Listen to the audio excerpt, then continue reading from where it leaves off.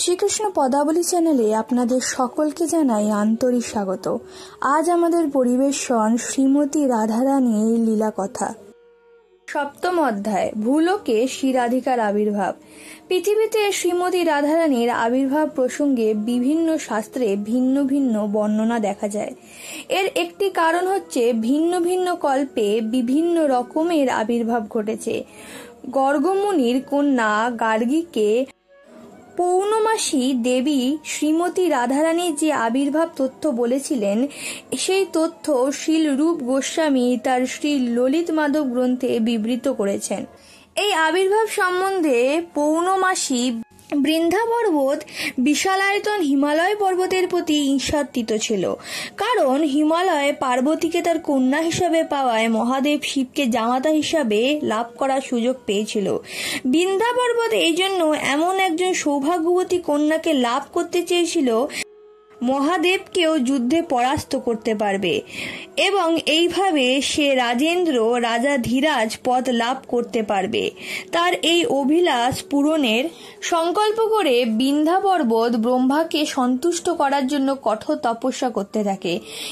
কিছুকাল পর ব্রহ্মা তার কাছে আবির্ভূত হয়ে তার অভিসন্ধি বর প্রার্থনা করে, কিন্তু তথাস্তু বলে বরদানের পর ব্রহ্মা চিন্তা করতে লাগলেন, এমন কোনো ব্যক্তি আছেন যিনি মহাদেবের যুদ্ধে পরাজিত করতে পারেন? এটি অসম্ভব। কিন্তু বর তিনি ইতিমধ্যেই অনুমোদন করেছেন, সেই জন্য তিনি উদ্বিগ্ন হয়ে পড়লেন।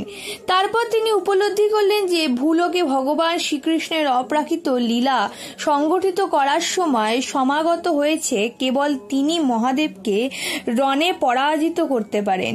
ব্রহ্মা ভাবলেন, কৃষ্ণের নিত্য লীলা সঙ্গিনী হচ্ছেন শ্রীমতী রাধারানী।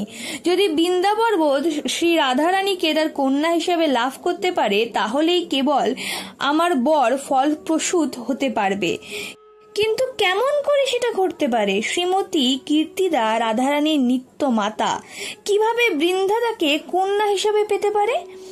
তার বর কিভাবে ফলপ্রসূ হবে তা নিয়ে চিন্তা মগ্ন হয়ে ব্রহ্মা শ্রীমতী রাধারানীকে পরিতুষ্ট করার জন্য কঠোর তপস্যা শুরু করলেন। যখন তিনি তার প্রতি প্রীত হলেন, তখন ব্রহ্মা তাকে বৃন্দা পর্বতের কন্যারূপে আবির্ভূত হতে অনুরোধ জানালেন। রাধারানী সম্মত হলেন এবং তখন যোগমায়া দেবী ইতিমধ্যেই রাজা বৃষভানু ও চন্দ্রভানু স্ত্রীদ্বয়ের গর্ভে থাকা রাধারানী ও চন্দ্রাবলীকে বৃন্দা পর্বতের স্ত্রীগর্ভে স্থানান্তরিত করার ব্যবস্থা করলেন। এর ফলে বৃন্দা ভার্যা দুটি পরমা সুন্দরী কন্যার জন্মদান করলেন। ইতিমধ্যে ভগবান শ্রীকৃষ্ণ মথুরায় আবির্ভূত হয়েছিলেন। ভগবানের আদেশে বসুদেব শিশুপুত্র কৃষ্ণকে গোকুলে নিয়ে গেলেন এবং সেখানে যশোদার কাছে রাখলেন। তিনি ইতিমধ্যে একটি কন্যা সন্তানের জন্মদান করেছিলেন। বসুদেব কৃষ্ণকে সেখানে রেখে পরিবর্তে ভগবত আজ্ঞানুসারে যশোদার কন্যাটিকে নিলেন এবং তাকে নিয়ে মথুরার কারাগারে ফিরে এলেন। সেখানে তাকে ও দেবকীকে কংস বন্দী করে রেখেছিল। দেবকীর অষ্টম সন্তান জন্মগ্রহণ করেছে শুনে তৎক্ষণাৎ কংস কারাগারে এলে এবং দেবকীর কোল থেকে সেই কন্যাটিকে বলপূর্বক হত্যার উদ্দেশ্যে কেড়ে নিল। কংস তখন তাকে পাথরের ওপর আঘাত করতে উদ্ধত হল। কন্যাটি তার হাত থেকে বেরিয়ে গিয়ে যোগমায়া দেবী রূপে তার সামনে আবির্ভূত হলেন। তিনি সরবে ঘোষণা করলেন, কংস, তুমি তোমার পূর্বজন্মে ছিলে কাল নেমি দৈত্য। যুদ্ধে তোমাকে যিনি তার চক্র দ্বারা হত্যা করেছিলেন, মহান বিজ্ঞগণ যাকে দেবতাগণের পরম পূজ্য রূপে জানেন, যিনি অখিল জগতে এই ধরণীতে আবির্ভূত হয়েছেন। কংস, তুমি আরো একটি বিষয় জেনে রাখো, আমার থেকেও মনীষী ও আকর্ষণীয় অষ্ট মহাশক্তি আগামীকাল এই ভূলোকে প্রকটিত হবেন। তার নাম হচ্ছে রাধা, চন্দ্রাবলী, ললিতা, বিশাখা, পদ্মা, শৈবা, শ্যামলা এবং ভদ্রা। এই 8 জনের মধ্যে 2টি কন্যা তাদের মহা গুণাবলীর জন্য সুপ্রসিদ্ধা হবেন। যিনি কন্যাদ্বয়কে বিবাহ করবেন তিনি হলেন পরম সৌভাগ্যশালী। তিনি হবেন রাজেন্দ্র এবং তিনি এত শক্তিশালী হবেন যে তিনি মহাদেবকেও যুদ্ধে পরাস্ত করতে পারবেন। একথা বলে যোগমায়া দেবী সেখান থেকে অন্তর্হিত হয়ে বিন্ধ্যা পর্বতের উদ্দেশ্যে গমন করলেন। কংস যখন যোগমায়া দেবীর একথা শুনলেন, সে পুতনাকে আদেশ করল সমস্ত নবজাত ছেলে সন্তানকে হত্যা করতে এবং শিশু কন্যাদের অপহরণ করে নিয়ে আসতে। রাজা কংসের আজ্ঞানুসারে পুতনা যখন সদ্যজাত শিশু সন্ধান করছিল, তখন সে দুটি পরমা সুন্দরী কন্যা সন্তানকে দেখতে পায়।